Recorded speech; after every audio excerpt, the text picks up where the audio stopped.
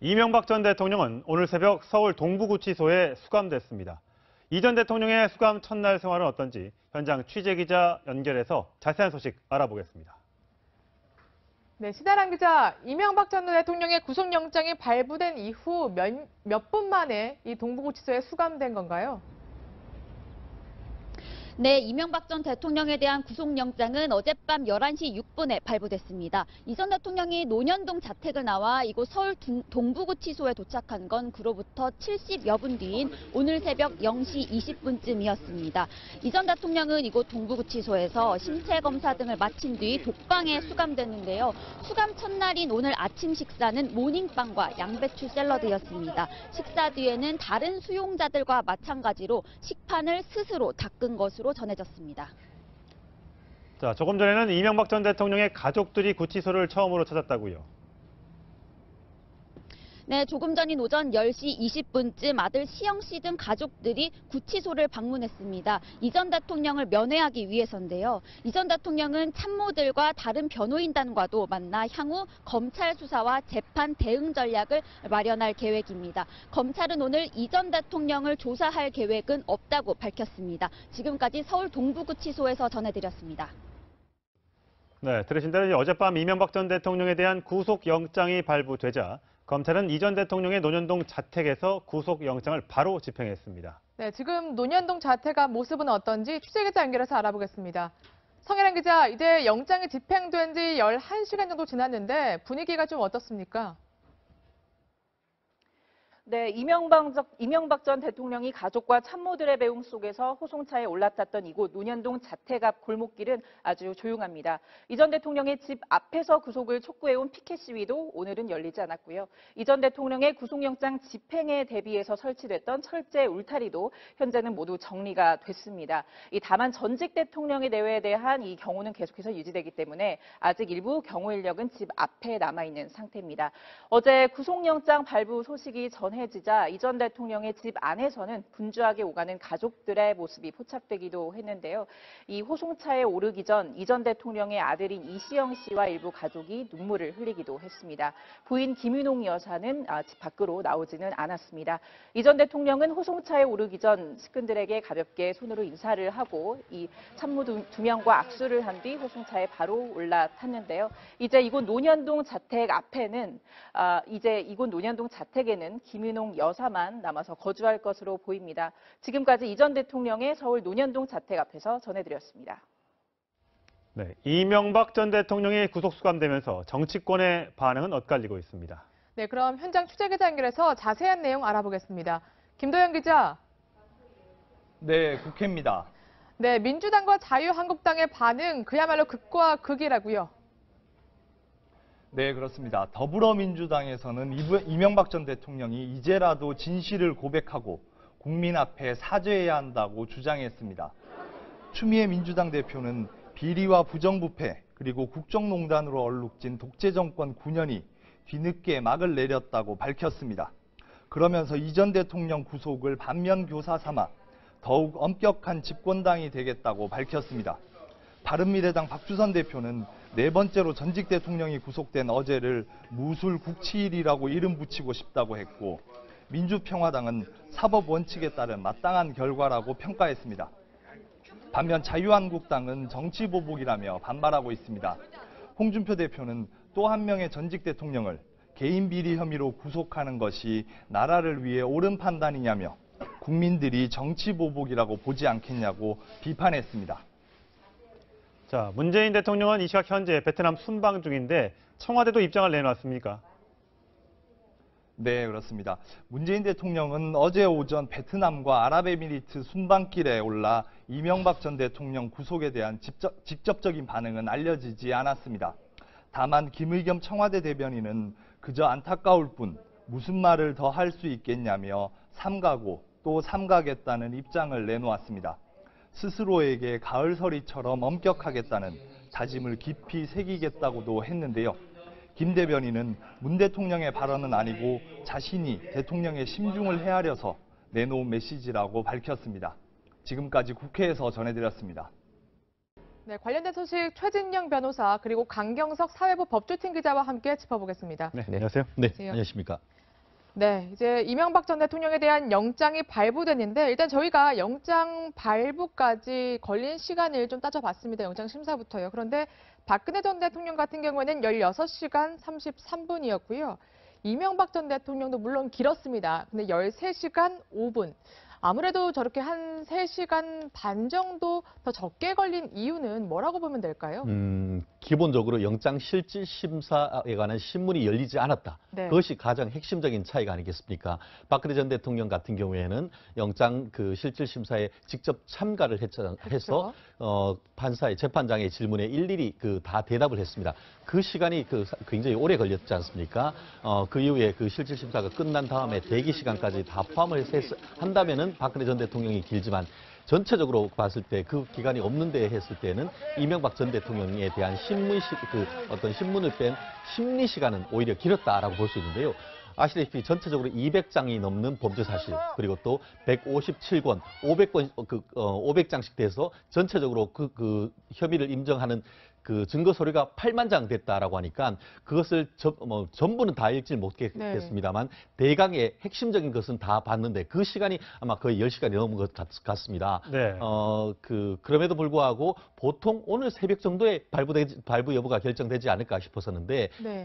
자정이 되기 바로 직전에 그쵸. 영장이 발부돼서 11시. 결과 네. 11시 57분 정도 된 것으로 알고 있는데 전체적으로 아주 고민 끝에 어쨌든 구속 범죄 사실에 많은 부분이 소명이 되고 구속의 필요성이 인정된다라고 예. 해서 네. 결정을 했는 것 네, 같습니다. 발부된 시간이 11시 6분, 그리고 검찰 차량이 자택 앞에 도착한 시간이 11시 지금 54분으로 일단은 조사가 예. 됐습니다. 이명박 전 대통령이 이렇게 가운데 차에 앉아서 네.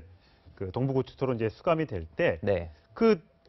이명박 전 대통령을 태운 차가 네. 좀 화제가 되고 있다면서요. 네, 현재 지금 이명박 전 대통령이 구치소로 압송될 때 그 차량을 탑승했는데 예. 지금 보이시는 수사관 2명 사이에 앉아 있지 않습니까? 예. 근데 저 차량이 예. 윤석열 서울중앙지검장이 사용하는 관용차를 지금 논현동 자택으로 보내서 논현동 자택에서 동부구치소까지 압송했다고 전해졌는데요. 예. 이게 아마 전직 대통령에 대한 예우 차원에서 그런 걸로 보이는데요. 예. 박근혜 전 대통령 수감 당시에도 지난해 구속 수감 당시에도 검찰에서 이제 서울구치소까지 이동할 때 비교적 고급차를 제공을 예. 했었는데 네. 그러니까 오늘 새벽이었죠. 오늘 새벽에는 아예 윤석열 지검장의 차를 직접 보낸 것은 굉장히 파격적인 예우라고 볼 수 있겠습니다. 그렇군요. 검사 지금 부장검사도 2명이나 보낸 거죠. 네, 맞습니다. 영장을 집행할 당시에도 직접 수사에 참여했던 영장검사 2명이 참여를 했고 실제로 수사관들만 간 게 아니라 부장검사들 2명까지 보낸 것도 굉장히 이례적인 것으로 볼 수 있습니다. 네. 네. 그만큼 이제 전직 대통령에 대한 예우는 갖췄던 모습인데 일단 이명박 전 대통령 구속영장 발부 소식을 듣고서 좀 생각보다 담담했다는 얘기가 있더라고요. 네, 맞습니다. 어제 자택에서 같이 머물렀던 한 측근과 저희가 통화를 해봤는데요. 네. 그 이명박 전 대통령이 발부 소식을 전해들은 다음에 이렇게 얘기를 했다고 합니다. 생각보다 빨리 했네. 본인이 비교적 예상을 했던 거였죠. 예. 실제로 그 페이스북에 본인이 입장문을 써놨던 그 취지도 이미 구속을 전제로 구속될 것을 예감하고 썼었는데 예. 그러면서 당시 이제 발부 소식이 전해지기 전에는 그 당시 어제 찾았던 참모들과 측근들에게 네. 나 때문에 불철주야 고생이 많다. 이러면서 지방선거는 어떻게 돼가고 있느냐 이런 여유 있는 모습을 보이면서 예. 간간히 미소도 띄었다고 합니다. 지금 화면에 있는 게 자필로 미리 써놓은 손편지인 거죠. 그렇죠. 오랫동안 힘든 걸 고통을 겪어왔는데 가족들이 1년이 파괴되는 걸 겪으니까 마음이 참 아프다. 뭐 이런 측근들에 대한 위로도 전하고요. 네. 진작에 좀 이런 진심 어린 사과를 했으면 어땠을까? 혹시 구속되는 것까지 막을 순 혹시 있었을까라는 또 생각을 하시는 분들도 계시더라고요. 네, 하지만 이미 다 구속이 집행이 됐고 실제로 이제 앞으로 20일 동안 검찰 수사를 추가로 받아야 되는 입장이 됐기 때문에 앞으로 검찰 수사를 좀 더 지켜봐야 될 것 같습니다. 네. 어제 이제 배웅을 하는 가족들을 보니까 전부 다 아들, 딸들 그리고 다 보여서 눈물을 많이 훔치는 모습을 보였고 지금 현재로서는 가족 아들이 동부구치소에 면회를 갔다고 하는데 부인 김윤옥 여사의 모습은 보이지 않더라고요. 김윤옥 여사 같은 경우에는 누구보다 지금 참담한 심경이 아니겠습니까? 네. 실질적으로 이명박 전 대통령이 발표하는 글에도 보면은 이 인륜이 깨지는 그런 고통이 있었다라고 해서 가족과 관련해서 본인의 협의와 관련해서 서로 떠미는 듯한 그런 모습 속에서 아마 가족들이 상당히 가슴이 아팠다라는 것을 미뤄 예. 짐작할 수가 있는데 실제로 김영희 여사가 나올 경우에는 아마 사진이 촬영이 될 것이고 그것이 또 그 사람들의 입방아가 오를 그럴 부분을 좀 염려하지 않는가 예. 싶은데요.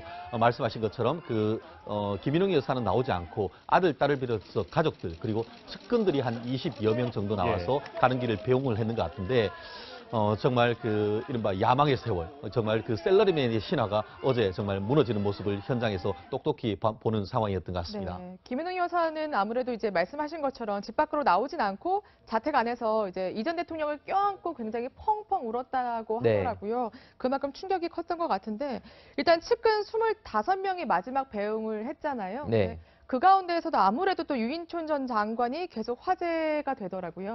네, 지난주 수요일이었죠. 검찰 출석해서 소환 조사를 받을 당시에도 자택에 와서 이명박 전 대통령이 돌아오는 시간까지 기다렸었는데요. 지금 저 화면은 어젯밤 이제 구속영장이 발부되기 전에 자택으로 들어가는 모습이었는데 예. 기자들의 질문에는 별다른 말은 하지 않았습니다. 어제 모든 참모들이 사실상 그 앞에서 말을 아꼈었고요. 네.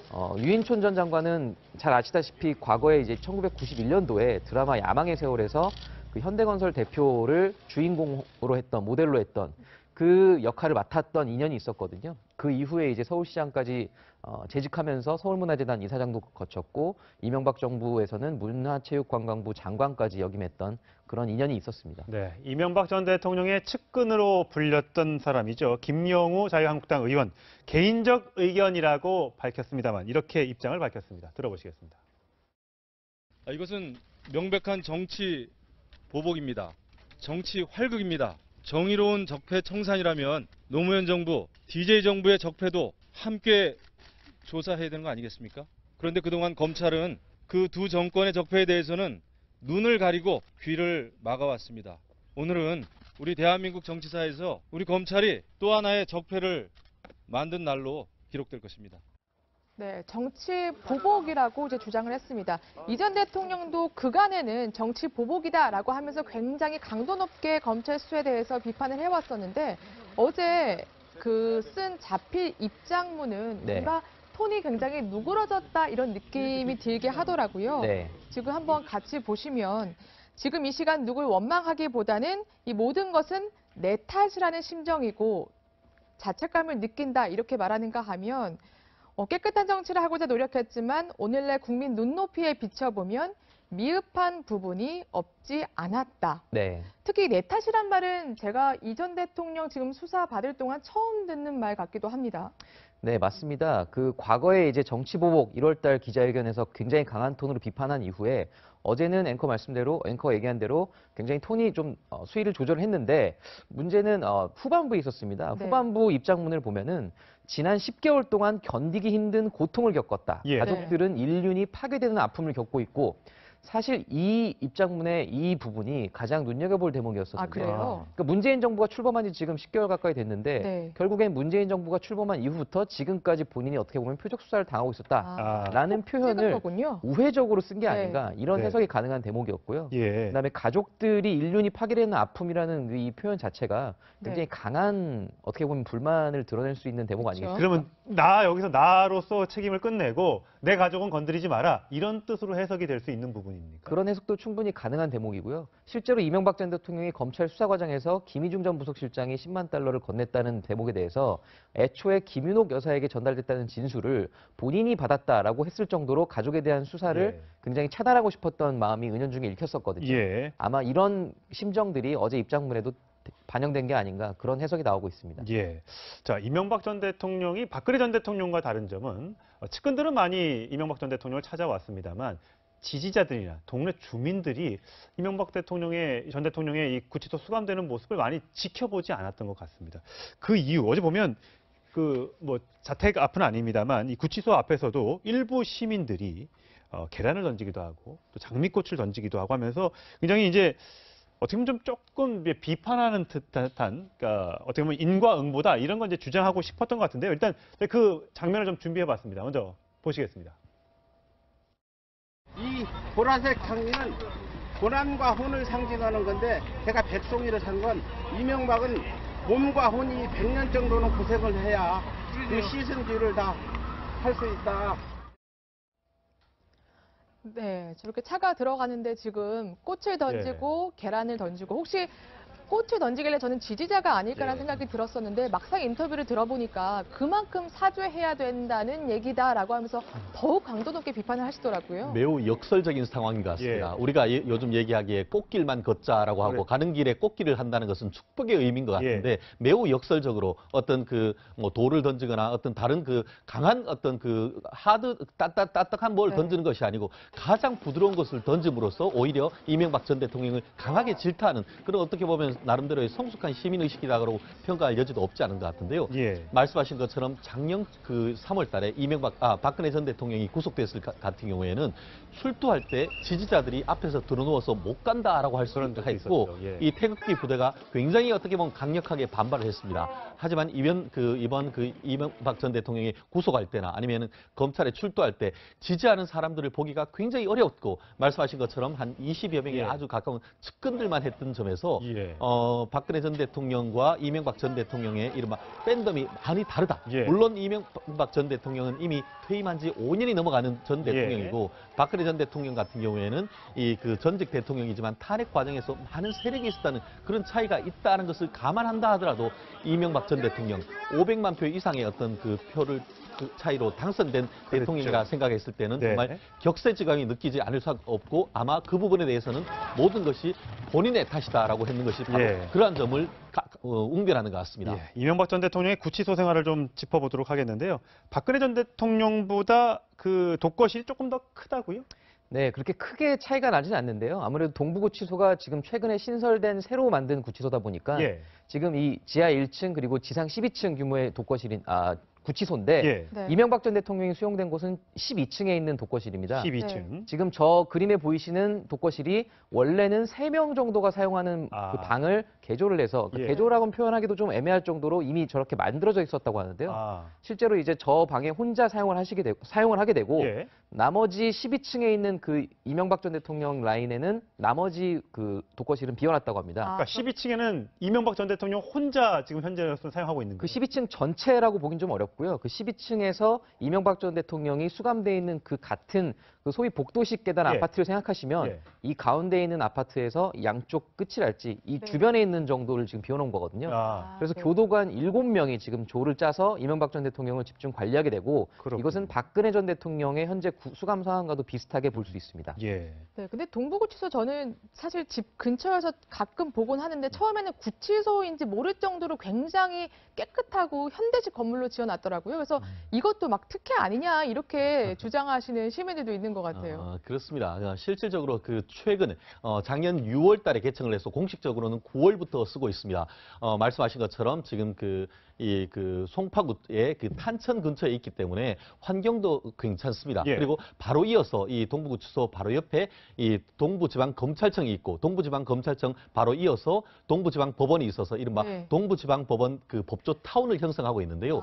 위에는 12층이지만 지하로에서는 바로 이 동부지방검찰청과 연결돼서 보안이 굉장히 좋습니다. 그럼 바로 조사받으러 할 때 밖으로 나갈 필요 없이 지하로 그렇습니다. 가면 되겠네요. 지하로 해서 구치소로 갈 수가 있고 법원에도 이게 출소할 수 있을 정도로 보안이 매우 잘 돼 있는 것 같은데요. 말씀하신 것처럼 시설이 전국에 있는 어떤 곳보다 좋습니다. 그리고 또 다른 곳과 달리 그 서울구치소 같은 경우에는 부지가 넓지만 이것이 부지가 그렇게 넓진 않기 때문에 이 운동을 한다거나 이런 부분이 아주 제한돼 있을 그런 상황인데 마치 외면에서 봤을 때는 오피스텔이나 상가 같은 분위기이기 때문에 그것이 구치소인지 모르는 사람도 적지 않은 것 같습니다.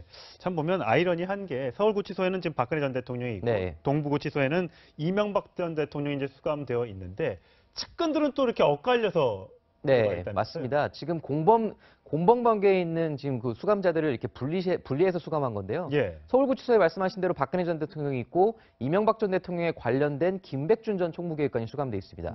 그리고 동부구치소에는 현재 이명박 전 대통령과 박근혜 전 대통령 사건에서 공범 관계에 있었던 최순실 씨가 수감돼 있죠. 김기춘 전 비서실장도 있고요. 맞습니다. 그리고 조윤선 장관, 신동빈 롯데그룹 회장 이런 그 피고인들은 지금 현재 서울구치소에 수감된 상태에 있고 이렇게 지금 공범들이 마주치는 상황을 막기 위해서 교차 수감을 한다고 볼 수 있는데요. 실제로 이제 아까 최진년 변호사가 말씀한 대로 그 동부구치소에서도 하루에 운동 시간들이 있는데 그게 이제 오픈된, 그러니까 개방된 공간에서 이렇게 왔다 갔다 하면서 서로 마주칠 수 있거든요. 예. 이제 그런 상태에서 혹시나 이제 그 두 피고인들이 접촉하는 상황을 막기 위한 그런 조치로 해석하면 될 것 같습니다. 예전에 최순실 씨가 서울구치소에 처음에 있다가 이제 동부구치소로 이감되면서 너무 힘들다, 뭐 재판받으러 다니기 너무 어렵다, 일주일에 4회씩 받는데 해서 불만을 터뜨린 적이 있는데 그래서 동부구치소로 이감을 시켜줬더니 그래도 한다는 소리가 동부구치소가 한평되는 방에 CCTV 설치에 감시하고 화장실도 다 열려 있어 감당하기 어려운 시간을 갖네.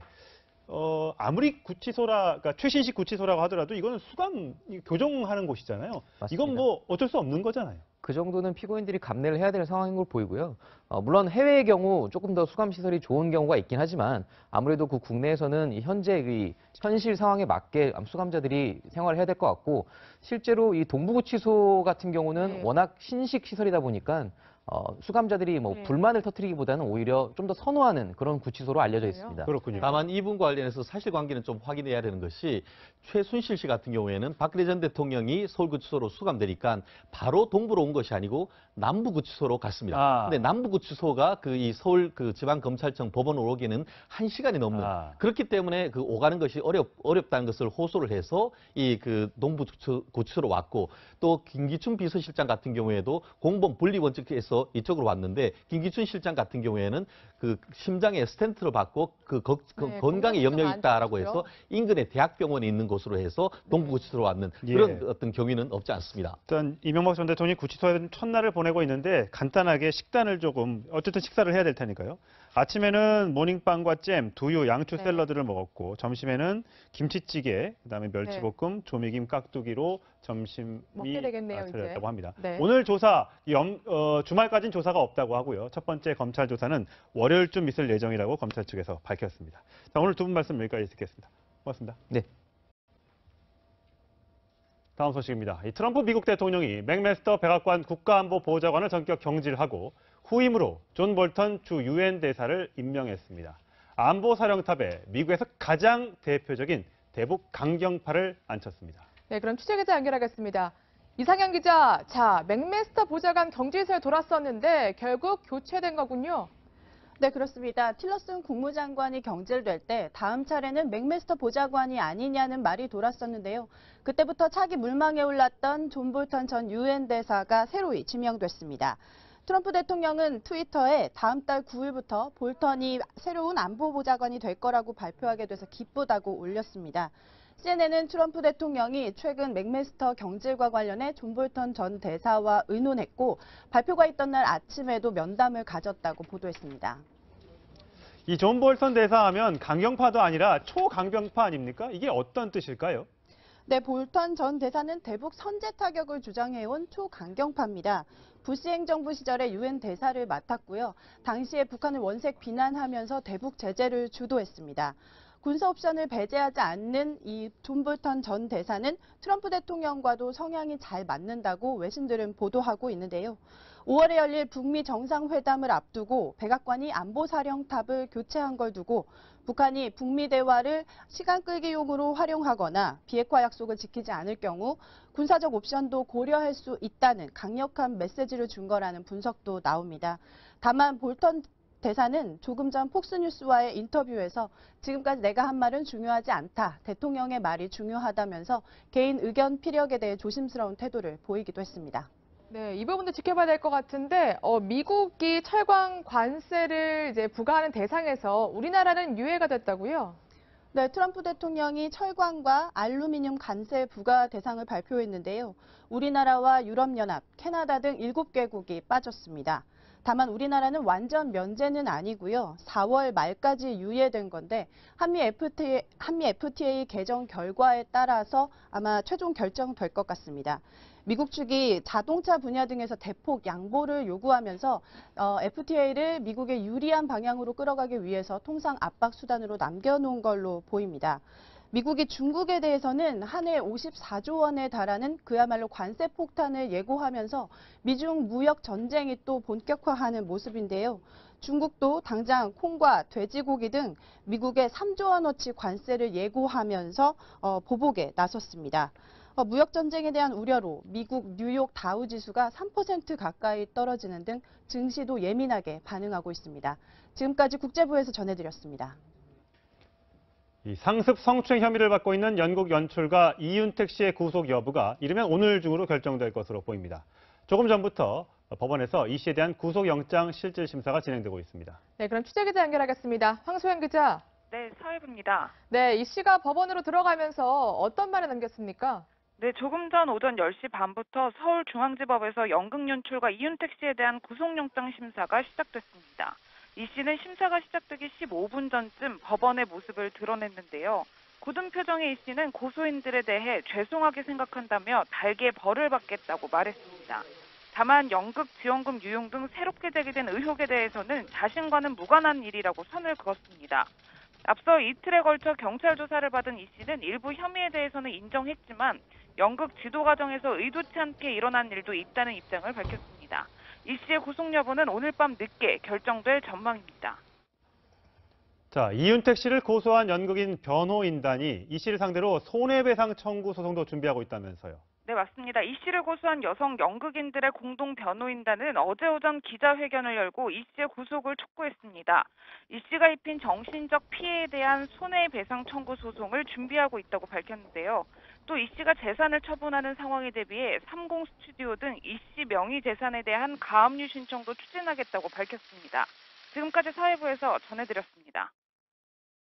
네, 관련 소식 최석호 문화과학부 차장과 함께 짚어보겠습니다. 네, 안녕하세요.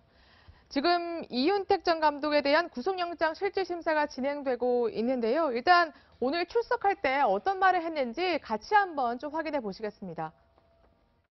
예, 죄송합니다. 피해자의 뜻대로 사실대로 재판에 성실히 임하겠습니다. 사실도 있고 왜곡도 있고 그런 부분들은 재판을 통해서 공평하게 진실대로 밝히겠습니다. 제가 해할 수 없는 상황입니다. 아무것도 없고 저는 혼자 있습니다. 그건 제 소관이 아닙니다. 제가 세계 담당자가 아니기 때문에 그런 거겠습니다. 죄송합니다. 피해자들을 위해서 손해배상을 포함해서 마음으로 모든 것을 다해서 죄송하게 생각하고 그리고 죄를 다하게 받습니다. 네, 아무래도 구속 여부 이제 결정을 앞둬서 그런지 뭐 다 혐의도 인정하고요. 피해자들에게 다 사과했습니다.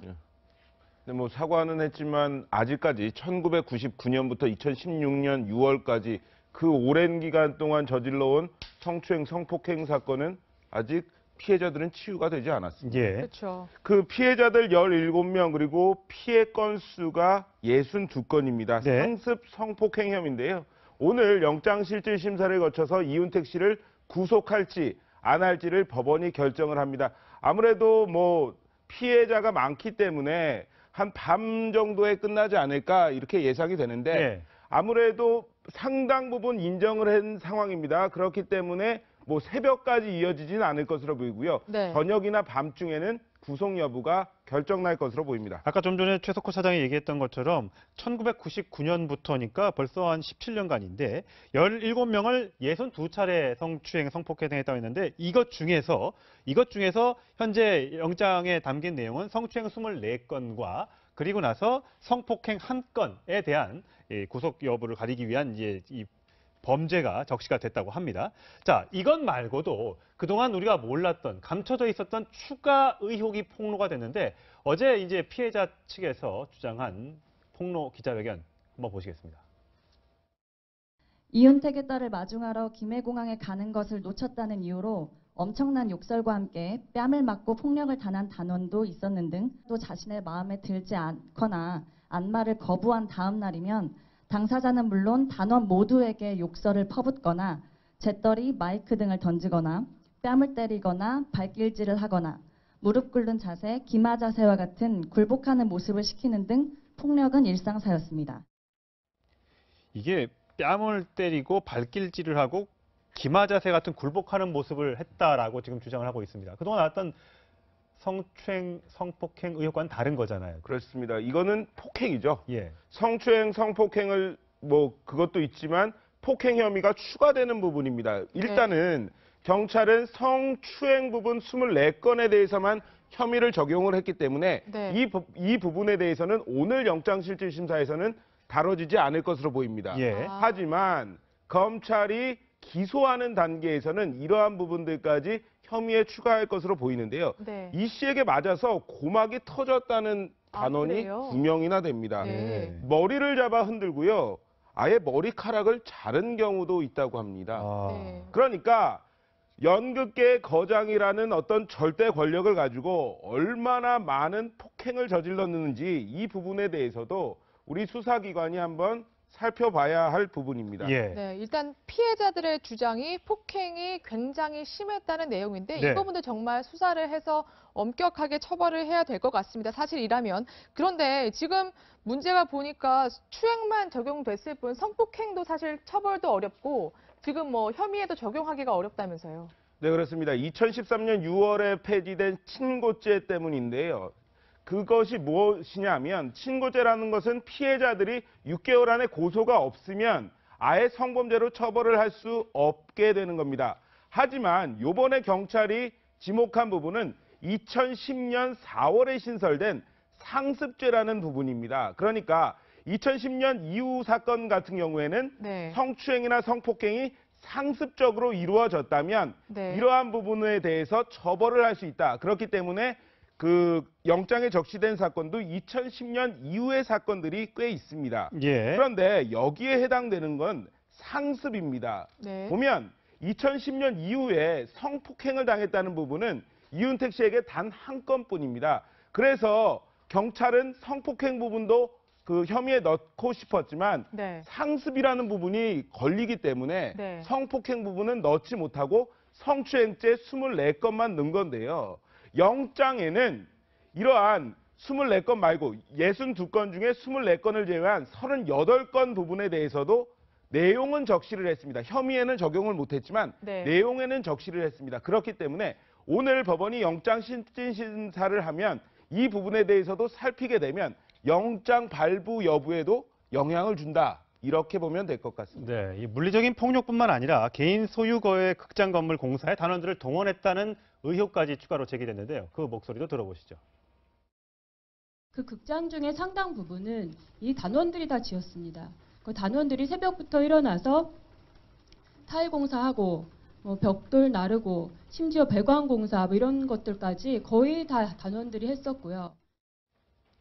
아니 인부와 함께 일을 하면 될 것을 왜 단원들을 해서 시켰는지도 모르겠고 여기에 목소리엔 들어있지 않지만 뭐 자기 딸의 어떤 마중, 배웅 이런 것들도 시켜서 늦으면 굉장히 또 특별같이 화를 냈다고 엄청나게 욕을 하고 그랬다고 합니다. 그만큼 이윤택 씨의 권력이 어마어마했다는 건데요.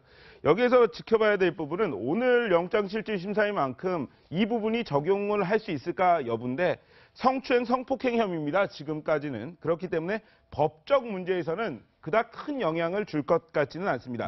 하지만 거장이라는 사람의 민낯을 봤다. 이것은 물론 여론 재판을 받아야 되겠죠. 자신의 걸대 전력을 이용해서 사적 이익까지 얻으려 했던 이윤택 씨. 도덕적으로 지탄을 받아야 될 부분이고요. 변호인단은 이에 대해서 민사상으로 그 손해배상 청구 소송을 따로 진행하겠다. 이렇게 밝힌 바 있습니다. 네, 이제 어제 경찰 조사를 받았고 또 그 사진을 공개한 정봉주 전 의원 얘기도 들어봐야 될 것 같습니다. 일단 쟁점은 성추행이 있었다고 주장했던 1시와 2시 사이에 알리바이가 충분하냐 이 문제인데요. 일단 정봉주 전 의원의 그간의 주장을 한번 들어보시겠습니다. 을지병원 갔다가 다시 홍대로 온 게 2시 반 사이입니다. 점심 식사하다가 어머니가 병원에 있다는 쓰러졌다는 소식을 듣고 바로 을지병원으로 갔습니다. 네, 그동안 주장이 1시가 넘어서 자신은 을지병원에 있었고 그리고 홍대로 한 2시쯤 와가지고 그때부터 이제 뭐 스님도 만나고 이제 측근들과 시간을 보냈다 이거거든요. 그러면 어쨌든 피해자가 주장했던 1, 2시 사이가 그게 뭐 병원에 있었는지 호텔에 있었는지 이게 쟁점이 될 텐데 어제 사진을 공개했잖아요. 충분히 좀 반박할 만한 근거가 되던가요?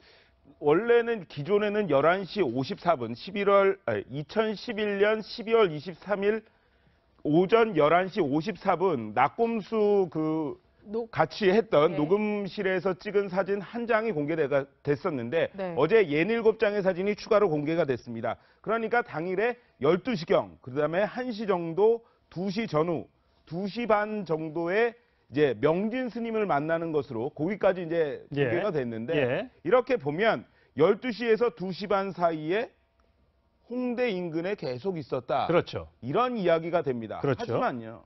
정봉주 전 의원 이렇게 이야기를 했습니다. 점심을 먹다가 어머니가 쓰러졌다는 소식을 듣고 하계동 병원에 갔었다.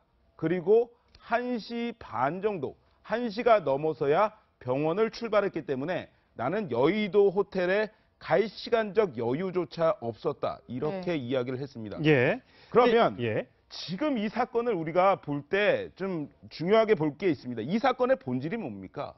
성추행 사건입니다. 그렇죠. 그런데요, 정봉주 전 의원도 그렇고 계속해서 시간이 내가 뭐 알리바이를 입증하는 데만 급급하고 있습니다. 만약에 그 정대희 씨죠. 닉네임 민국파가 얘기했던 1~2시 사이에 호텔에 정봉주 전 의원을 데려다 줬다. 이 부분이 거짓이라는 것은 증명할 수 있겠습니다. 왜냐하면 나는 1~2시 사이에 홍대에 있었기 때문에. 예. 그런데요, 바꿔서 생각을 해보면 사진 내용대로라면 정 전 의원도 어머니 병원에 가지 않았던 것이 됩니다. 왜냐하면 1~2시 사이에 홍대에 있었는데 하계동 을지병원이요. 홍대에서 얼마나 걸리는 줄 아십니까? 한 20km 정도 된다고 합니다. 그리고 네. 12월 23일이면 크리스마스 이틀 전이고요. 낮이고요.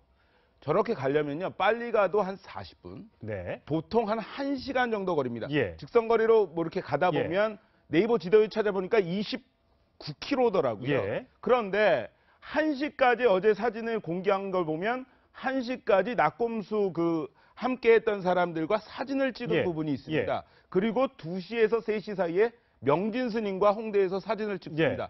그러면 빨리 갔다 온다고 해도 1시간 반 거리죠. 그렇죠. 어머님이 쓰러지셨는데 어머님 병문안 안 하고 올 수 없지 않습니까? 얼굴만 뵙고 왔다는 정도밖에 안 되는 거죠. 그렇습니다. 그렇기 때문에 저렇게 몇 장을 공개해서 뭐 알리바이를 만들 것이 아니라 좀 더 그 시간대에 뭐가 있었는지를 해야 되겠고요. 특히나 성추행 부분에 대해서 그 경찰도 이 피해자 진술을 받아야 됩니다. 이 시점에서는. 그래서 해야지 뭐 지금 알리바이가 있기 때문에 사진 780장을 공개하면 내 모든 그 혐의는 없어진다. 이런 식으로 할 부분은 지금 아니라고 생각합니다. 네, 일단 이 부분에 아주 진실 공방이 벌어지고 있기 때문에 저희가 계속 추적해서 보도를 해드릴 텐데 어제 정봉주 전 의원이 한 방송에 나와서 공중파 방송에 나와서 사진을 다 공개했는데 아직까지 좀 미심적인 부분이 남아있다는 주장이 제기돼서 저희가 좀 소개를 해드렸습니다. 저희한테 사진을 공개해 주시면 저희가 다시 한번 공개를 쫙 해드리도록 하겠습니다. 마지막 인물로 김은국 씨 얘기를 조금만 해보겠습니다. 김은국 씨에게 성폭행을 당했다고 주장하는 피해 여성의 변호인 측과 저희가 어렵게 연락이 닿았습니다. 여러 가지 이제 본인들이 2차 피해를 당하고 있다고 주장을 하는데요. 그 목소리 한번 들어보시겠습니다. 제가 확인한 바로는 사실이 아닌 걸로 알고 있어요. A씨 측 주장은 다릅니다. 그 그림을 직접 그려준 것도 아니고 그 그림을 그리는 분한테 부탁을 한 시점, 그 다음에 그걸 전달한 시점에 대한 얘기가 가해자 측이 얘기하고 있는 거랑 다른데 그거에 대해서는 증거가 있고 사실과 다르다는 정도로만 얘기를 하려고 합니다. 네, 그러니까 어제 방송에서 김은국 씨가 그 사건, 그러니까 성폭행이 있었다고 피해 여성이 주장하는 그 사건 이후에 그 피해 주장은 여성이 자신에게 그림을 줬다. 그렇기 때문에 성폭행이 뭐 성립 안 된다 이런 식으로 얘기를 했잖아요. 근데 그조차도 사실이 아니다 이렇게 얘기를 하고 있는 거거든요. 그러니까 둘 사이의 어떤 진실 공방이 아주 치열하게 진행이 되는데 김은국 씨는 이렇게 얘기를 합니다. 성폭행이 있었다고 주장한 이후에 이 피해 주장 여성이 나한테 그림을 선물로 줬다. 이렇게 얘기를 해요. 하지만 이 피해를 주장하는 여성은 팬이었던 친구가 그려서 전달해달라고 해서 줬을 뿐이지 내가 그린 것도 아니고 아무것도 아니다. 이렇게 이야기를 합니다. 그러니까 김은국 씨 측에서 말하는 건 뭐냐면 그때 성폭행이 아니었기 때문에 그간 계속해서 인연을 가져온 것이고 만약 그것이 성폭행이었다면 저 피해 주장 여성이 나에게 그림을 가져왔겠냐. 이런 것이고 피해 주장 여성은 나는 그냥 전달만 했을 뿐 아무것도 아니다. 이렇게 주장을 하고 있는 겁니다. 근데 지금 저희 변호인 측에 저희가 직접 얘기를 들어봤는데 또 그 피해 중의 여성과 좀 얘기가 다르더라고요. 예. 그래서 좀 면밀하게 입장을 정리해서 저희가 좀 보도를 예. 해드리도록 하겠습니다. 면밀 입장을 정리해 주시면요. 예, 제가 네. 김웅국 씨하고도 아침에 통화를 해보려고 했는데 전화기가 꺼져 있고요. 김웅국 씨 측 변호인들과도 연락이 닿지 않았습니다. 혹시 반론이 있으시다면 저희가 전해드리도록 하겠습니다. 최창 잘 들었습니다.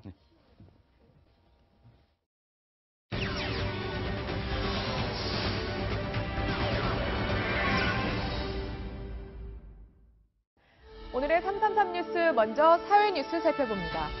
흰색 승용차 앞면이 마구 부서져 있습니다. 어제 저녁 7시쯤 부산 하단동의 삼거리에서 64살 이모 씨가 몰던 흰색 승용차가 승합차와 시내버스를 잇따라 박았습니다.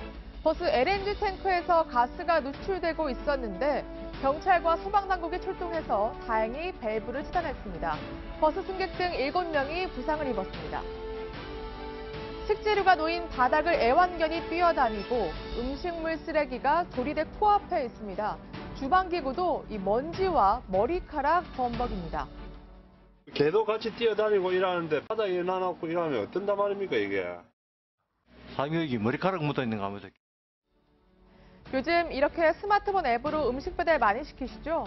부산시가 최근 앱에 등록된 업체 49곳을 점검한 결과 19곳을 적발하고 영업정지 처분 등을 내렸습니다.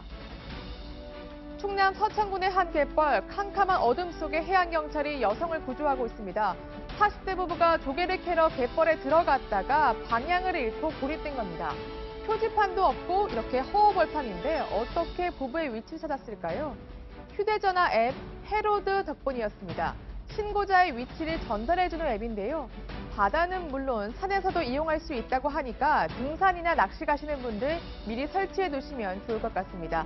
다음은 인물 뉴스입니다. 다음 달 평양 공연 사회자로 방송인 김재동 씨가 낙점됐다는 설이 있는데요. 이에 대해서 탁현민 행정관이 비밀이라며 공개하겠다고 밝혔습니다. 다만 그룹 레드벨벳 선정 이유에 대해서는 클래식부터 아이돌까지 세대별 특징을 담기 위해서라고 설명했습니다. 이른바 땅콩 회항의 주인공 조현아 전 대한항공 부사장의 경영 복귀가 임박했다는 전망이 나옵니다. 사건을 은폐하려 승무원들에게 허위 진술을 강요해 구속된 여운진 대한항공 상무가 최근 자회사 상근 고문에 임명됐기 때문입니다. 우리나라 최초의 올림픽 빙속 금메달리스트 모태범 선수가 경륜으로 새 인생을 시작합니다. 스피드 스케이팅 선수들이 보통 근육 강화를 위해서 사이클을 많이 타는데요. 이 모 선수는 지난 2014년 경륜 선수와 스피드 스케이팅 선수 간 이벤트 경륜 경기에서 우승을 차지하기도 했다고 합니다. 2020년 도쿄올림픽 출전 목표도 세웠습니다. 마지막으로 생활 뉴스 살펴보겠습니다. 지난해 신규 결핵 환자 10명 중 4명은 65세 이상 노인이었습니다. 전체 결핵 환자 수는 점차 줄고 있지만 여전히 우리나라는 OECD 회원국 가운데 발생률 1위입니다. 서울 지하철 5호선 10개 역 여자 화장실에 비명이 감지되면 경보가 울리고 역 직원에게 통보되는 시스템이 설치됐습니다. CCTV 사각지대를 보완한 겁니다. 네, 올해는 25년 만에 책의 해입니다. 1년간 책을 한 권도 읽지 않는 사람이 10명 중 4명이라죠. 그래서 정부가 북캠핑 같은 다양한 행사를 1년 내내 진행한다고 하니까 꼭 참여하시기 바랍니다. 지금까지 333 뉴스였습니다. 네, 벌써 지금부터 이렇게 봄 햇살이 내리쬐면서 따스함이 느껴지는데요. 당장 오늘부터는 서울이 13도까지 오르면서 온화함을 되찾겠습니다. 이번 주말만 해도 날씨가 더 좋아지는데 일요일에는 서울이 15도까지 껑충 오르겠고요. 아침과 낮의 기온차가 커서 한쪽의 건강에는 좀 잘 주의를 하셔야겠습니다. 불청객 미세먼지에는 유의가 필요한데요. 오늘만 해도 중서부 지역은 종일 나쁨 수준이 예상됩니다. 나들이길 이 정보 참고하시고요. 특히 중부 지역의 봄꽃 축제는 4월 초순부터 본격적으로 시작이 될 것으로 보이니까요. 좋은 사람들과 봄나들이 계획 세워보시면 좋을 것 같습니다. 지금까지 용인 튤립 축제 현장에서 채널A 뉴스 남혜정입니다. 논현동 자택으로 보내서 논현동 자택에서 동부구치소까지 압송했다고 전해졌는데요. 예. 이게 아마 전직 대통령에 대한 예우 차원에서 그런 걸로 보이는데요. 예. 박근혜 전 대통령 수감 당시에도 지난해 구속 수감 당시에도 검찰에서 이제 서울구치소까지 이동할 때 비교적 고급 차를 제공을 했었는데 어제 그러니까 오늘 새벽이었죠. 오늘 새벽에는 아예 윤석열 지검장의 차를 직접 보낸 것은 굉장히 파격적인 예우라고 볼 수 있겠습니다. 그렇군요. 검사 지금 부장검사도 2명이나 보낸 거죠? 네, 맞습니다. 영장을 집행할 당시에도 직접 수사에 참여했던 영장검사 2명이 참여를 했고 실제로 수사관들만 간 게 아니라 부장검사들 2명까지 보낸 것도 굉장히 이례적인 것으로 볼 수 있습니다. 네.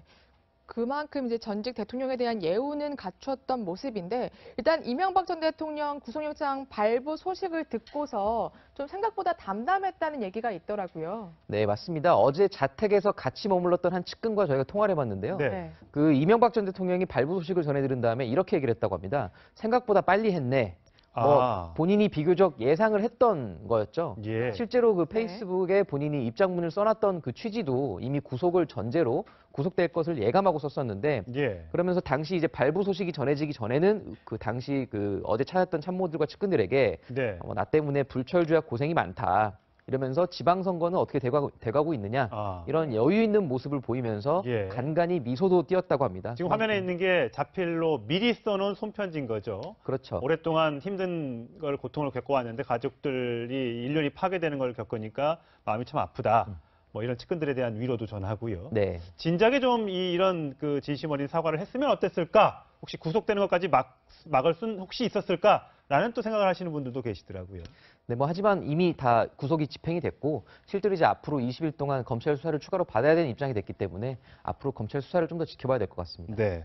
어제 이제 배웅을 하는 가족들을 보니까 전부 다 아들, 딸들 그리고 다 보여서 눈물을 많이 훔치는 모습을 보였고 지금 현재로서는 가족 아들이 동부구치소에 면회를 갔다고 하는데 부인 김윤옥 여사의 모습은 보이지 않더라고요. 김윤옥 여사 같은 경우에는 누구보다 지금 참담한 심경이 아니겠습니까? 실질적으로 그 이명박 전 대통령이 발표하는 글에도 보면은 이 인륜이 깨지는 그런 고통이 있었다라고 해서 가족과 관련해서 그 본인의 혐의와 관련해서 서로 떠미는 듯한 그런 모습 속에서 아마 가족들이 상당히 가슴이 아팠다라는 것을 미로 짐작할 수가 있는데 실제로 그 김윤옥 여사가 나올 경우에는 아마 사진이 촬영이 될 것이고 그것이 또 그 사람들의 입방아가 오를 그럴 부분을 좀 염려하지 않는가 싶은데요. 말씀하신 것처럼 그 김윤옥 여사는 나오지 않고 아들, 딸을 비롯해서 가족들 그리고 측근들이 한 20여 명 정도 나와서 가는 길을 배웅을 했는 것 같은데 정말 그 이른바 야망의 세월, 정말 그 셀러리맨의 신화가 어제 정말 무너지는 모습을 현장에서 똑똑히 보는 상황이었던 것 같습니다. 네. 김윤옥 여사는 아무래도 이제 말씀하신 것처럼 집 밖으로 나오진 않고 자택 안에서 이제 이 전 대통령을 껴안고 굉장히 펑펑 울었다고 하더라고요. 그만큼 충격이 컸던 것 같은데 일단 측근 25명이 마지막 배웅을 했잖아요. 네. 그 가운데에서도 아무래도 또 유인촌 전 장관이 계속 화제가 되더라고요. 네, 지난주 수요일이었죠. 검찰 출석해서 초안 조사를 받을 당시에도 자택에 와서 이명박 전 대통령이 돌아오는 시간까지 기다렸었는데요. 지금 저 화면은 어젯밤 이제 구속영장이 발부되기 전에 자택으로 들어가는 모습이었는데 기자들의 질문에는 별다른 말은 하지 않았습니다. 어제 모든 참모들이 사실상 그 앞에서 말을 아꼈었고요. 유인촌 전 장관은 잘 아시다시피 과거에 이제 1991년도에 드라마 야망의 세월에서 그 현대건설 대표를 주인공으로 했던 모델로 했던 그 역할을 맡았던 인연이 있었거든요. 그 이후에 이제 서울시장까지 재직하면서 서울문화재단 이사장도 거쳤고 이명박 정부에서는 문화체육관광부 장관까지 역임했던 그런 인연이 있었습니다. 네, 이명박 전 대통령의 측근으로 불렸던 사람이죠. 김영우 자유한국당 의원 개인적 의견이라고 밝혔습니다만 이렇게 입장을 밝혔습니다. 들어보시겠습니다. 이것은 명백한 정치 보복입니다.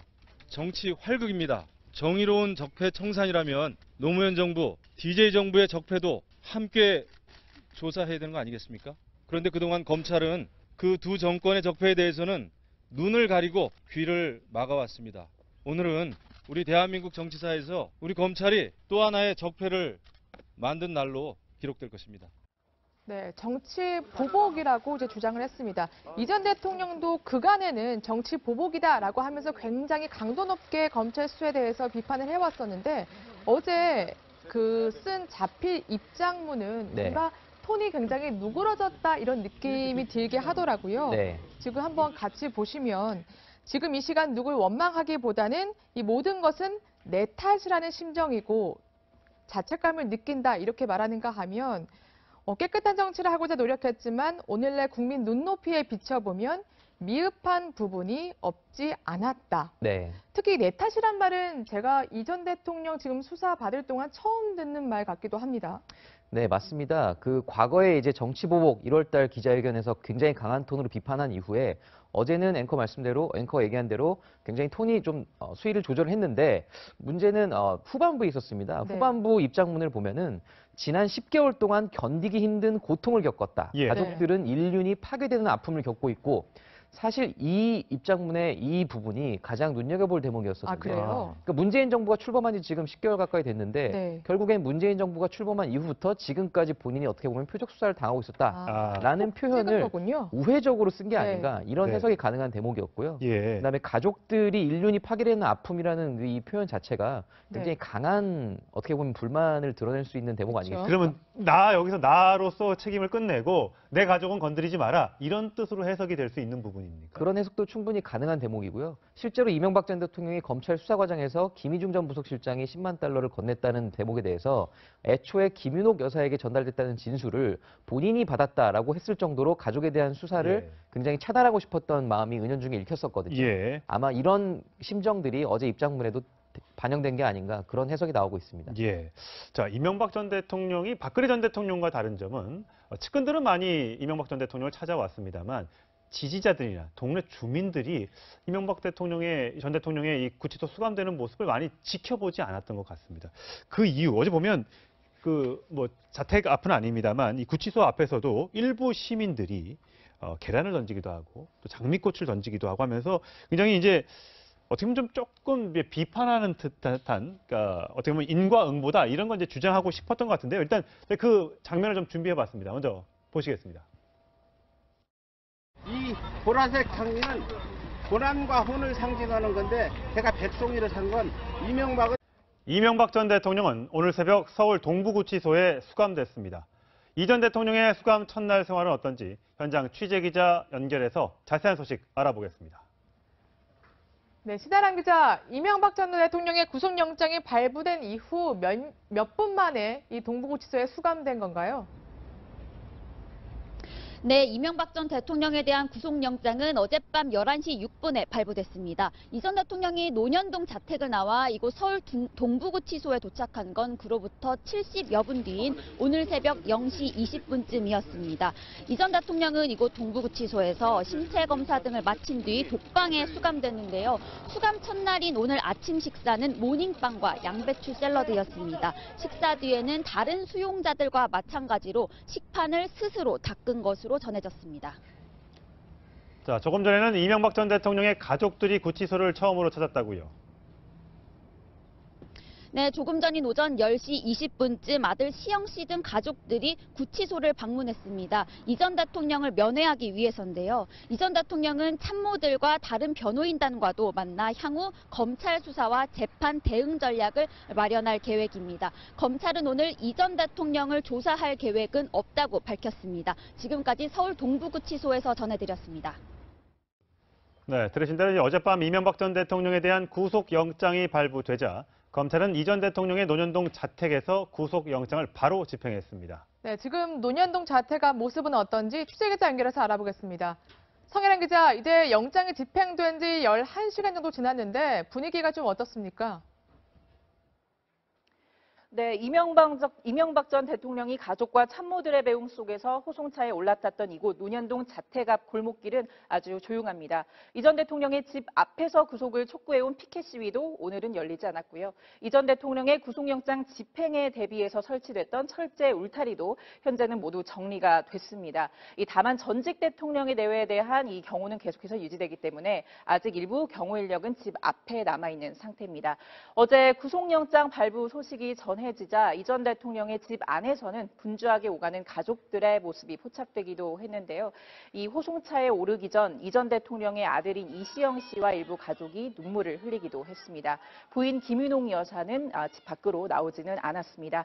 이 전 대통령은 호송차에 오르기 전 측근들에게 가볍게 손으로 인사를 하고 이 참모 두 명과 악수를 한 뒤 호송차에 바로 올라탔는데요. 이제 이곳 논현동 자택 앞에는 이곳 논현동 자택에는 김윤옥 여사만 남아서 거주할 것으로 보입니다. 지금까지 이 전 대통령의 서울 논현동 자택 앞에서 전해드렸습니다. 네, 이명박 전 대통령이 구속 수감되면서 정치권의 반응은 엇갈리고 있습니다. 네, 그럼 현장 취재기자 연결해서 자세한 내용 알아보겠습니다. 김도현 기자, 네, 국회입니다. 네, 민주당과 자유한국당의 반응 그야말로 극과 극이라고요.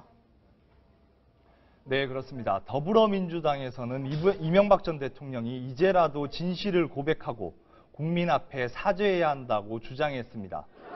추미애 민주당 대표는 비리와 부정부패 그리고 국정농단으로 얼룩진 독재 정권 9년이 뒤늦게 막을 내렸다고 밝혔습니다. 그러면서 이 전 대통령 구속을 반면교사 삼아 더욱 엄격한 집권당이 되겠다고 밝혔습니다. 바른미래당 박주선 대표는 네 번째로 전직 대통령이 구속된 어제를 무술국치일이라고 이름 붙이고 싶다고 했고, 민주평화당은 사법 원칙에 따른 마땅한 결과라고 평가했습니다. 반면 자유한국당은 정치보복이라며 반발하고 있습니다. 홍준표 대표는 또 한 명의 전직 대통령을 개인 비리 혐의로 구속하는 것이 나라를 위해 옳은 판단이냐며 국민들이 정치보복이라고 보지 않겠냐고 비판했습니다. 자, 문재인 대통령은 이 시각 현재 베트남 순방 중인데 청와대도 입장을 내놨습니까? 네, 그렇습니다. 문재인 대통령은 어제 오전 베트남과 아랍에미리트 순방길에 올라 이명박 전 대통령 구속에 대한 직접적인 반응은 알려지지 않았습니다. 다만 김의겸 청와대 대변인은 그저 안타까울 뿐 무슨 말을 더 할 수 있겠냐며 삼가고 또 삼가겠다는 입장을 내놓았습니다. 스스로에게 가을서리처럼 엄격하겠다는 다짐을 깊이 새기겠다고도 했는데요. 김 대변인은 문 대통령의 발언은 아니고 자신이 대통령의 심중을 헤아려서 내놓은 메시지라고 밝혔습니다. 지금까지 국회에서 전해드렸습니다. 네, 관련된 소식 최진영 변호사 그리고 강경석 사회부 법조팀 기자와 함께 짚어보겠습니다. 네, 안녕하세요. 네, 안녕하십니까. 네, 이제 이명박 전 대통령에 대한 영장이 발부됐는데 일단 저희가 영장 발부까지 걸린 시간을 좀 따져봤습니다. 영장 심사부터요. 그런데 박근혜 전 대통령 같은 경우에는 16시간 33분이었고요. 이명박 전 대통령도 물론 길었습니다. 근데 13시간 5분. 아무래도 저렇게 한 3시간 반 정도 더 적게 걸린 이유는 뭐라고 보면 될까요? 기본적으로 영장 실질 심사에 관한 신문이 열리지 않았다. 네. 그것이 가장 핵심적인 차이가 아니겠습니까? 박근혜 전 대통령 같은 경우에는 영장 실질 심사에 직접 참가를 해서 판사의 재판장의 질문에 일일이 다 대답을 했습니다. 그 시간이 굉장히 오래 걸렸지 않습니까? 그 이후에 실질 심사가 끝난 다음에 대기 시간까지 다 포함을 해서 한다면은 박근혜 전 대통령이 길지만 전체적으로 봤을 때 그 기간이 없는데 했을 때는 이명박 전 대통령에 대한 어떤 신문을 뺀 심리 시간은 오히려 길었다라고 볼 수 있는데요. 아시다시피 전체적으로 200장이 넘는 범죄 사실 그리고 또 157권, 500장씩 돼서 전체적으로 혐의를 인정하는 증거 서류가 8만 장 됐다라고 하니까 그것을 전부는 다 읽지 못했겠습니다만 대강의 핵심적인 것은 다 봤는데 그 시간이 아마 거의 10시간이 넘은 것 같습니다. 네. 그럼에도 불구하고 보통 오늘 새벽 정도에 발부 여부가 결정되지 않을까 싶었었는데 네. 자정이 되기 바로 직전에 그렇죠. 영장이 발부돼서 11시, 결과 네. 11시 57분 정도 된 것을 알고 있는데 전체적으로 아주 고민 끝에 어쨌든 구속 범죄 사실에 많은 부분이 소명이 되고 구속의 필요성이 인정된다라고 예. 해서 네. 결정을 했는 것 네, 같습니다. 발부된 시간이 11시 6분 그리고 검찰 차량이 자택 앞에 도착한 시간이 11시 지금 54분으로 일단은 조사가 됐습니다. 예. 이명박 전 대통령이 이렇게 가운데 차에 앉아서 네. 이제 동부구치소로 이제 수감이 될 때 네. 이명박 전 대통령을 태운 차가 네. 좀 화제가 되고 있다면서요? 네, 현재 지금 이명박 전 대통령이 구치소로 압송될 때 그 차량을 탑승했는데 예. 지금 보이시는 수사관 2명 사이에 앉아 있지 않습니까? 예. 근데 저 차량이 윤석열 서울중앙지검장이 사용하는 관용차를 지금 몸과 혼이 100년 정도는 고생을 해야 그 시승기를 다 할 수 있다. 네, 저렇게 차가 들어가는데 지금 꽃을 던지고 계란을 던지고 혹시 꽃을 던지길래 저는 지지자가 아닐까라는 생각이 들었었는데 막상 인터뷰를 들어보니까 그만큼 사죄해야 된다는 얘기다라고 하면서 더욱 강도 높게 비판을 하시더라고요. 매우 역설적인 상황인 것 같습니다. 우리가 요즘 얘기하기에 꽃길만 걷자라고 하고 가는 길에 꽃길을 한다는 것은 축복의 의미인 것 같은데 매우 역설적으로 어떤 돌을 던지거나 어떤 다른 강한 어떤 따뜻한 뭘 던지는 것이 아니고 가장 부드러운 것을 던짐으로써 오히려 이명박 전 대통령을 강하게 질타하는 그런 어떻게 보면 나름대로의 성숙한 시민의식이라고 평가할 여지도 없지 않은 것 같은데요. 예. 말씀하신 것처럼 작년 그 3월 달에 박근혜 전 대통령이 구속됐을 같은 경우에는 출두할 때 지지자들이 앞에서 들어누워서 못 간다라고 할 수가 있고 예. 이 태극기 부대가 굉장히 어떻게 보면 강력하게 반발을 했습니다. 하지만 이번 이명박 전 대통령이 구속할 때나 아니면 검찰에 출두할 때 지지하는 사람들을 보기가 굉장히 어려웠고 말씀하신 것처럼 한 20여 명의 예. 아주 가까운 측근들만 했던 점에서 예.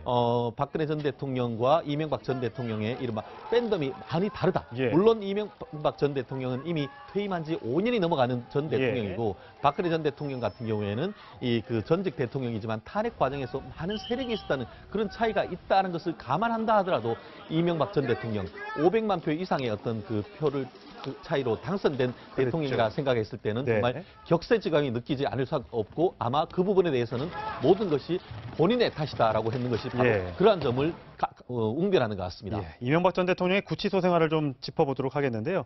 박근혜 전 대통령보다 그 독거실이 조금 더 크다고요?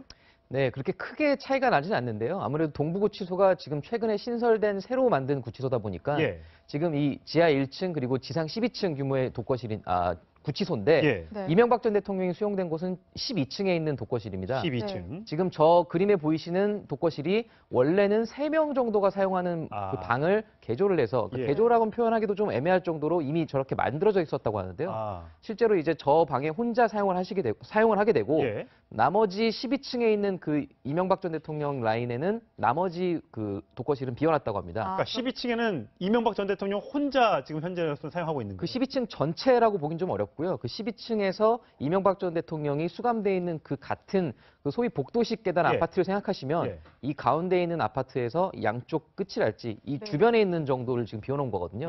그래서 네. 교도관 7명이 지금 조를 짜서 이명박 전 대통령을 집중 관리하게 되고 이것은 박근혜 전 대통령의 현재 수감 상황과도 비슷하게 볼 수 있습니다. 예. 네, 근데 동부구치소 저는 사실 집 근처에서 가끔 보곤 하는데 처음에는 구치소인지 모를 정도로 굉장히 깨끗하고 현대식 건물로 지어놨더라고요. 그래서 이것도 막 특혜 아니냐 이렇게 주장하시는 시민들도 있는 것 같아요. 그렇습니다. 실질적으로 그 최근 작년 6월 달에 개청을 해서 공식적으로는 9월부터 쓰고 있습니다.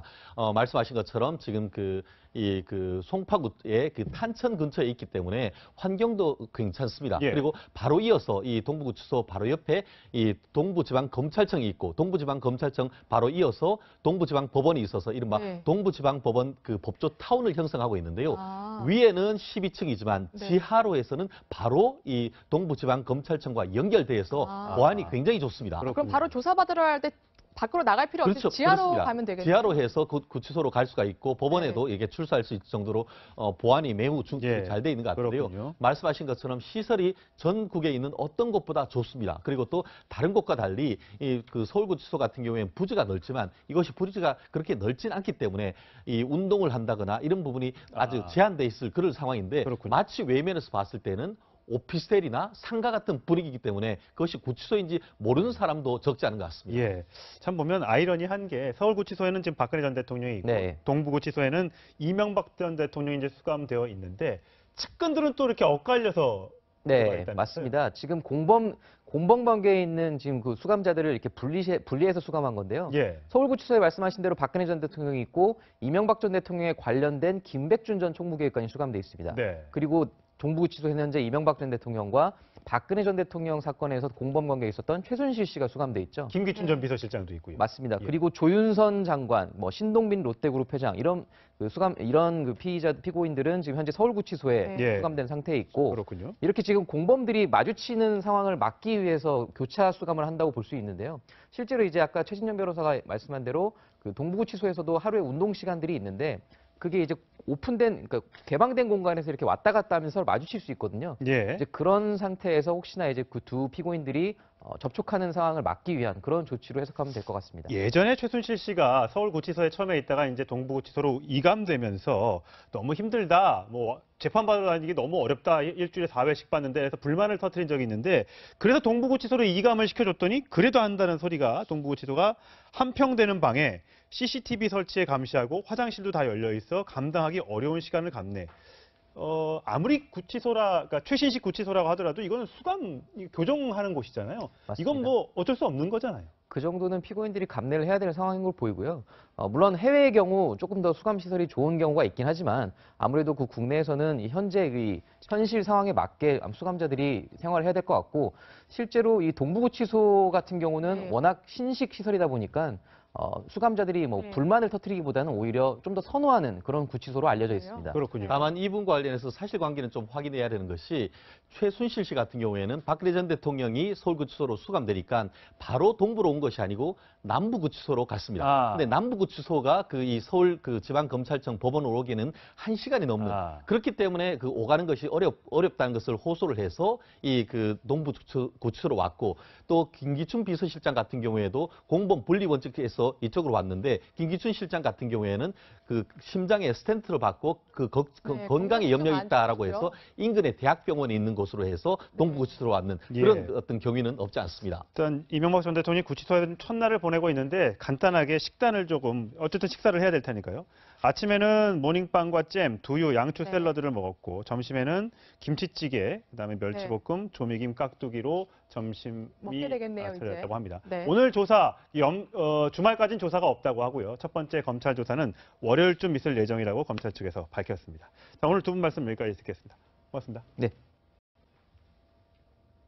다음 소식입니다. 이 트럼프 미국 대통령이 맥메스터 백악관 국가안보보좌관을 전격 경질하고 후임으로 존 볼턴 주 유엔 대사를 임명했는 폭행이죠.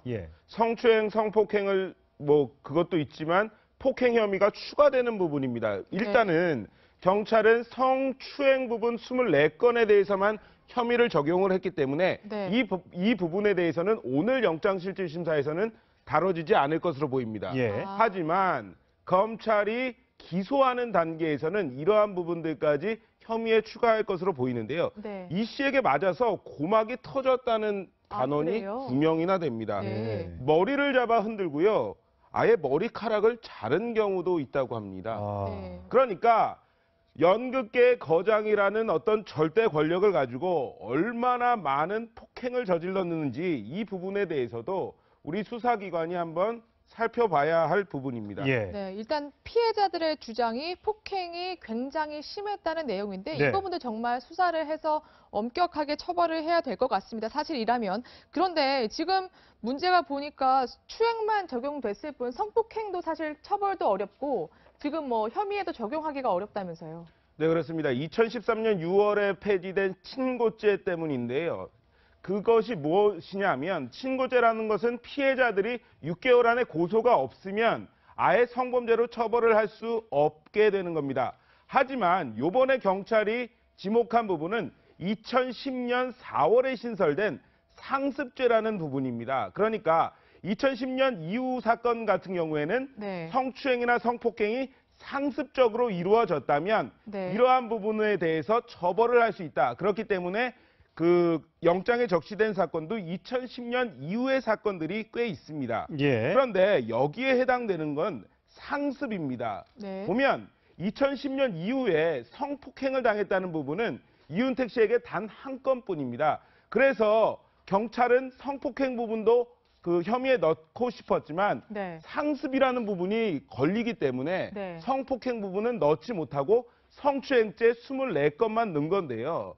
영장에는 이러한 24건 말고 62건 중에 24건을 제외한 38건 부분에 대해서도 내용은 적시를 했습니다. 혐의에는 적용을 못했지만 내용에는 적시를 했습니다. 그렇기 때문에 오늘 법원이 영장실질심사를 하면 이 부분에 대해서도 살피게 되면 영장 발부 여부에도 영향을 준다. 이렇게 보면 될 것 같습니다. 네, 이 물리적인 폭력뿐만 아니라 개인 소유거의 극장 건물 공사에 단원들을 동원했다는 의혹까지 추가로 제기됐는데요. 그 목소리도 들어보시죠. 그 극장 중에 상당 부분은 이 단원들이 다 지었습니다.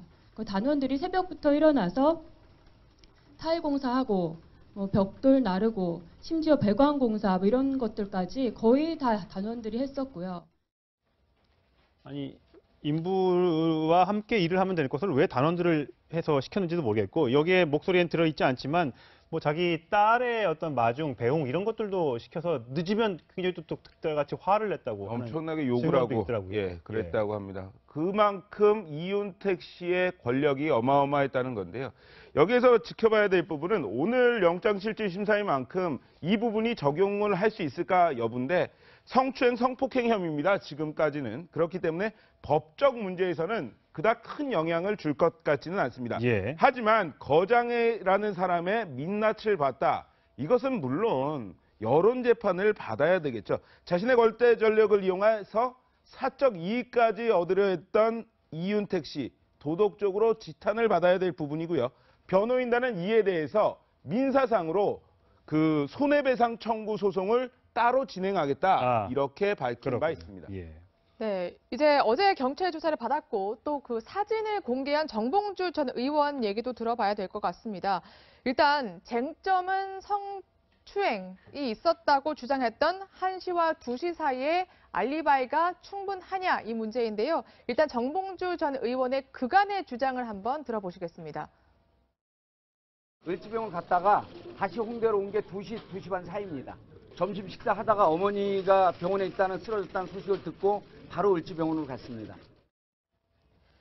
네, 그동안 주장이 1시가 넘어서 자신은 을지병원에 있었고 그리고 홍대로 한 2시쯤 와가지고 그때부터 이제 뭐 스님도 만나고 이제 측근들과 시간을 보냈다 이거거든요. 네. 그러면 어쨌든 피해자가 주장했던 1, 2시 사이가 그게 뭐 병원에 있었는지 호텔에 있었는지 이게 쟁점이 될 텐데 어제 사진을 공개했잖아요. 충분히 좀 반박할 만한 근거가 되던가요? 원래는 기존에는 11시 54분 2011년 12월 23일 오전 11시 54분 낙곰수 같이 했던 녹음실에서 찍은 사진 한 장이 공개됐었는데 어제 67장의 사진이 추가로 공개가 됐습니다. 그러니까 당일에 12시경, 그다음에 1시 정도, 2시 전후, 2시 반 정도에 이제 명진 스님을 만나는 것으로 거기까지 이제 공개가 됐는데 이렇게 보면 12시에서 2시 반 사이에 홍대 인근에 계속 있었다. 그렇죠. 이런 이야기가 됩니다. 그렇죠. 하지만요. 정봉주 전 의원 이렇게 이야기를 했습니다. 점심을 먹다가 어머니가 쓰러졌다는 소식을 듣고 하계동 병원에 갔었다. 그리고 1시 반 정도, 1시가 넘어서야 병원을 출발했기 때문에 나는 여의도 호텔에 갈 시간적 여유조차 없었다. 이렇게 이야기를 했습니다. 예. 그러면 지금 이 사건을 우리가 볼 때 좀 중요하게 볼 게 있습니다. 이 사건의 본질이 뭡니까? 성추행 사건입니다. 그렇죠. 그런데요, 정봉주 전 의원도 그렇고 계속해서 시간이 내가 뭐 알리바이를 입증하는 데만 급급하고 있습니다. 만약에 그 정대희 씨죠. 닉네임 민국파가 얘기했던 1, 2시 사이에 호텔에 정봉주 전 의원을 데려다 줬다. 이 부분이 거짓이라는 것은 증명할 수 있겠습니다. 왜냐하면 나는 1, 2시 사이에 홍대에 있었기 때문에. 그런데요, 바꿔서 생각을 해보면 사진 내용대로라면 정 전 의원도 어머니 병원에 가지 않았던 것이 됩니다. 왜냐하면 1, 2시 사이에 홍대에 있었는데 하계동 을지병원이요. 홍대에서 얼마나 걸리는 줄 아십니까? 한 20km 정도 된다고 합니다. 그리고 네. 12월 23일이면 크리스마스 이틀 전이고요. 낮이고요. 저렇게 가려면요. 빨리 가도 한 40분. 보통 한 1시간 정도 거리입니다. 직선거리로 뭐 이렇게 가다 보면 네이버 지도에 찾아보니까 29km더라고요. 그런데 1시까지 어제 사진을 공개한 걸 보면 1시까지 낙곰수 함께 했던 사람들과 사진을 찍은 부분이 있습니다. 그리고 2시에서 3시 사이에 있습니다. 안보사령탑에 미국에서 가장 대표적인 대북 강경파를 앉혔습니다. 네, 그럼 취재기자 연결하겠습니다. 이상현 기자, 자, 맥메스터 보좌관 경질서에 돌았었는데 결국 교체된 거군요. 네, 그렇습니다. 틸러슨 국무장관이 경질될 때 다음 차례는 맥메스터 보좌관이 아니냐는 말이 돌았었는데요. 그때부터 차기 물망에 올랐던 존 볼턴 전 유엔 대사가 새로이 지명됐습니다.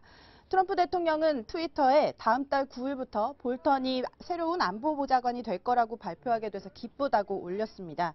CNN은 트럼프 대통령이 최근 맥메스터 경질과 관련해 존 볼턴 전 대사와 의논했고 발표가 있던 날 아침에도 면담을 가졌다고 보도했습니다. 이 존 볼턴 대사 하면 강경파도 아니라 초강경파 아닙니까? 이게 어떤 뜻일까요? 네, 볼턴 전 대사는 대북 선제 타격을 주장해온 초강경파입니다. 부시 행정부 시절에 유엔 대사를 맡았고요. 당시에 북한을 원색 비난하면서 대북 제재를 주도했습니다. 군사 옵션을 배제하지 않는 이 존 볼턴 전 대사는 트럼프 대통령과도 성향이 잘 맞는다고 외신들은 보도하고 있는데요. 5월에 열릴 북미 정상회담을 앞두고 백악관이 안보사령탑을 교체한 걸 두고 북한이 북미 대화를 시간 끌기용으로 활용하거나 비핵화 약속을 지키지 않을 경우 군사적 옵션도 고려할 수 있다는 강력한 메시지를 준 거라는 분석도 나옵니다. 다만 볼턴 대사는 조금 전 폭스뉴스와의 인터뷰에서 지금까지 내가 한 말은 중요하지 않다. 대통령의 말이 중요하다면서 개인 의견 피력에 대해 조심스러운 태도를 보이기도 했습니다. 네, 이 부분도 지켜봐야 될 것 같은데 미국이 철강 관세를 이제 부과하는 대상에서 우리나라는 유예가 됐다고요? 네, 트럼프 대통령이 철광과 알루미늄 관세 부과 대상을 발표했는데요. 우리나라와 유럽연합, 캐나다 등 7개국이 빠졌습니다. 다만 우리나라는 완전 면제는 아니고요. 4월 말까지 유예된 건데 한미 FTA 개정 결과에 따라서 아마 최종 결정될 것 같습니다. 미국 측이 자동차 분야 등에서 대폭 양보를 요구하면서 FTA를 미국에 유리한 방향으로 끌어가기 위해서 통상 압박 수단으로 남겨놓은 걸로 보입니다. 미국이 중국에 대해서는 한 해 54조 원에 달하는 그야말로 관세 폭탄을 예고하면서 미중 무역 전쟁이 또 본격화하는 모습인데요. 중국도 당장 콩과 돼지고기 등 미국에 3조 원어치 관세를 예고하면서 보복에 나섰습니다. 무역 전쟁에 대한 우려로 미국 뉴욕 다우 지수가 3% 가까이 떨어지는 등 증시도 예민하게 반응하고 있습니다. 지금까지 국제부에서 전해드렸습니다. 이 상습 성추행 혐의를 받고 있는 영국 연출가 이윤택 씨의 구속 여부가 이르면 오늘 중으로 결정될 것으로 보입니다. 조금 전부터 법원에서 이 씨에 대한 구속영장 실질 심사가 진행되고 있습니다. 네, 그럼 취재기자 연결하겠습니다. 황소영 기자. 네, 서해부입니다. 네, 이 씨가 법원으로 들어가면서 어떤 말을 남겼습니까? 네, 조금 전 오전 10시 반부터 서울중앙지법에서 연극연출가 이윤택 씨에 대한 구속영장 심사가 시작됐습니다. 이 씨는 심사가 시작되기 15분 전쯤 법원의 모습을 드러냈는데요. 굳은 표정의 이 씨는 고소인들에 대해 죄송하게 생각한다며 달게 벌을 받겠다고 말했습니다. 다만 연극 지원금 유용 등 새롭게 제기된 의혹에 대해서는 자신과는 무관한 일이라고 선을 그었습니다. 앞서 이틀에 걸쳐 경찰 조사를 받은 이 씨는 일부 혐의에 대해서는 인정했지만 연극 지도 과정에서 의도치 않게 일어난 일도 있다는 입장을 밝혔습니다. 이 씨의 구속 여부는 오늘 밤 늦게 결정될 전망입니다. 자, 이윤택 씨를 고소한 연극인 변호인단이 이 씨를 상대로 손해배상 청구 소송도 준비하고 있다면서요. 네, 맞습니다. 이 씨를 고소한 여성 연극인들의 공동 변호인단은 어제 오전 기자회견을 열고 이 씨의 구속을 촉구했습니다. 이 씨가 입힌 정신적 피해에 대한 손해배상 청구 소송을 준비하고 있다고 밝혔는데요. 또 이 씨가 재산을 처분하는 상황에 대비해 30 스튜디오 등 이 씨 명의 재산에 대한 가압류 신청도 추진하겠다고 밝혔습니다. 지금까지 사회부에서 전해드렸습니다. 네, 관련 소식 최석호 문화과학부 차장과 함께 짚어보겠습니다. 네, 안녕하세요. 지금 이윤택 전 감독에 대한 구속영장 실질심사가 진행되고 있는데요. 일단 오늘 출석할 때 어떤 말을 했는지 같이 한번 좀 확인해 보시겠습니다. 예, 죄송합니다. 피해자의 뜻대로 사실대로 재판에 성실히 임하겠습니다. 사실도 있고 왜곡도 있고 그런 부분들은 재판을 통해서 솔직하게 진실대로 밝히겠습니다. 제가 해할 수 없는 상황입니다. 아무것도 없고 저는 혼자 있습니다. 그건 제 소관이 아닙니다. 제가 회계 담당자가 아니기 때문에 그런 거겠습니다. 죄송합니다. 피해자들을 위해서 손해배상을 포함해서 마음으로 모든 것을 다해서 죄송하게 생각하고 그리고 죄를 달리 받겠습니다. 네, 아무래도 구속 여부 이제 결정을 앞둬서 그런지 뭐 다 혐의도 인정하고요. 피해자들에게 다 사과했습니다.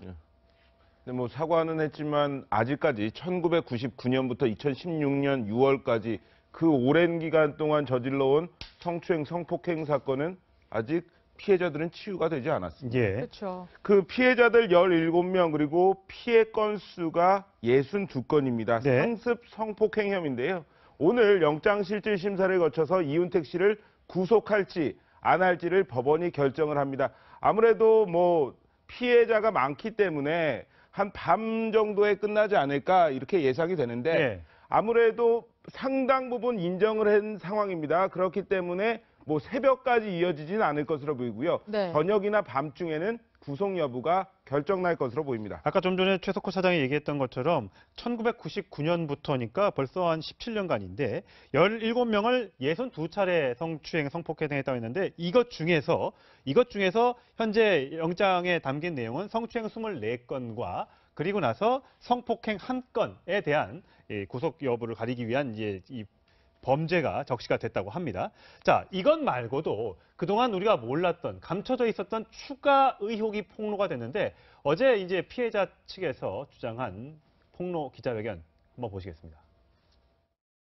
이윤택의 딸을 마중하러 김해공항에 가는 것을 놓쳤다는 이유로 엄청난 욕설과 함께 뺨을 맞고 폭력을 당한 단원도 있었는 등 또 자신의 마음에 들지 않거나 안마를 거부한 다음 날이면 당사자는 물론 단원 모두에게 욕설을 퍼붓거나 재떨이, 마이크 등을 던지거나 뺨을 때리거나 발길질을 하거나 무릎 꿇는 자세, 기마 자세와 같은 굴복하는 모습을 시키는 등 폭력은 일상사였습니다.